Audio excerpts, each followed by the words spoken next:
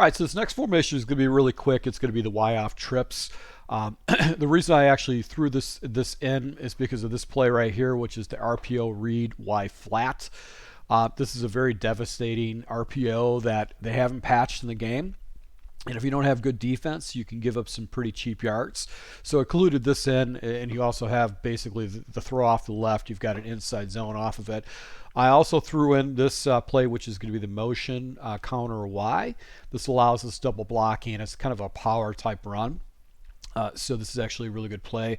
I wanted to blend off of this run, so I'm not showing my opponent the entire same type of stuff. So we do have the motion, curl, and go. I haven't really made any kind of adjustments. I found that flare route by the running back, he really gets out fast. It's a nice little cheap check down that you can actually hit against your opponent.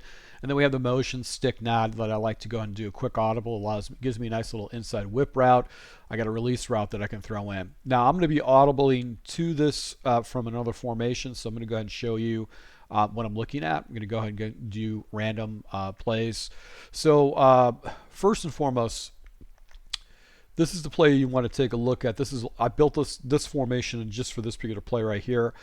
If the outside defender playing over Godwin is shaded slightly to the inside, I'm going to go ahead and throw. I'm not going to throw this particular play right here because that means that he might have position to play hard flats.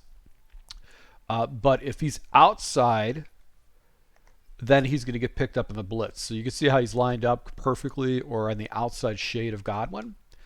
That means I should be able to get a guy that's going to be out there to go and play that. So this is a really good play to throw into your scheme. If I get the single coverage off to the right, I could throw Evans. I know that he's got leverage. He's got off coverage. So I tried to go and throw that. He wouldn't do his animation. Usually, if I got press coverage like this, I'm probably not going to use this. Let's go and see if we can do the RPO. So RPO sometimes gets really good leverage. Right now, I'm labbing it. It's not doing what I'm on to. But previously, when I was in the lab, it was actually pretty effective for this. If you want to go ahead and run the ball, just basically hold the run trigger, and that'll actually allow you to run that. And if you hold X, you can actually run with your quarterback. So this looks like it's a blitzing thing, but let's hold X. If you hold X, you hold on with the ball with your quarterback. So it's just nice to know that you have that in your back pocket. So this is not really good video content, but you can see I actually had the ball. I actually was trying to take off with it. So this allows you just a way to go ahead and attack your opponent with this. Let's see if we can get Otten off. This is okay. So you can see. The defender gets out of positioning. You can go ahead and throw that and pick up some pretty good yards. A faster tight end actually makes it a little bit better. Motion counter Y, really good play to go and throw into the scheme. The guy motions out, then it kind of slides back, and now you're going to basically have a bunch of people that are going to be blocking for you. So this allows you to go ahead and attack your opponent with a nice little run like that. Problem with it is that it's a very deliberate play. And it will give your opponent, a tell that you're running that way. So you have to kind of build off of that. So it's one of those things where you need to build off of it. So we're going to jump into the other motion play that builds off that run, which is going to be this motion curl and curl. Now, really, what I'm looking to is the running back route. I find that it's glitchy. That a lot of times. You're not going to have a defender that's going to come out to it right away, and you can attack your opponent in that flat right away with that throw. And if he uses that away, you've got basically a bunch of like curl routes, flat routes on the backside.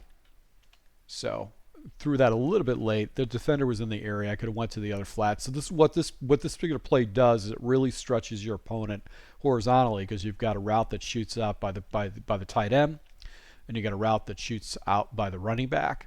The running back route seems to be really glitchy. You can catch the guy in stride and just turn it right up.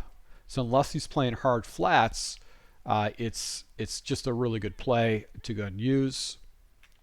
So we're going to go ahead and take Palmer and go ahead and see if we can get him over the top of the coverage, because this is hard coverage. And I haven't really mastered this little turnaround route, so it might be something we're going to play around with a little bit later. But really what I did is I threw this into the scheme more than anything else for this running back route, because he just doesn't seem to get picked up. And I'm going to catch the running back in stride, so it really becomes really annoying because of that. So here's the other play we'll take a look at. Look in this particular formation. It's going to be the motion, stick, and nod. And what I'm going to do is I'm not going to leave the motion. I'm going to go ahead and take my running back and put him on a flat route. And the reason I do the flat route right there is because what he does is he will pull the defender out and give that inside whip leverage. Now that was a heavy blitz that came in. Let's go ahead and see if we can hit this again. All right, so we're really looking for Godwin more than anything else. He's going to get a really good release. It's a good play to go and do on a third down, just because against zone and man coverages, it works very well. Man coverage, that spot route on the backside will work, but you can see you're picking up a good guaranteed 5 yards every time. I got press coverage right here with Palmer. Let's see if he gets off the release. No, but right here, if I waited a little bit longer, that picks up more yards. So it's really, this whole scheme right here is just really designed to, attack my opponent horizontally. I don't really look to the tight end route. You can't hit that route, but it's never consistent with the release, even with a really good tight end that should have a good route running. It's not consistent enough for me. I just don't like it. He doesn't get a good release for me. So one other thing you could do if you wanted to go ahead and blend another read for yourself is a deep comeback route instead of that streak. And that actually puts the defender isolated on the backside. So that allows you to attack your opponent that way off the left side, or off to the right side. So let's go ahead and jump into the next formation.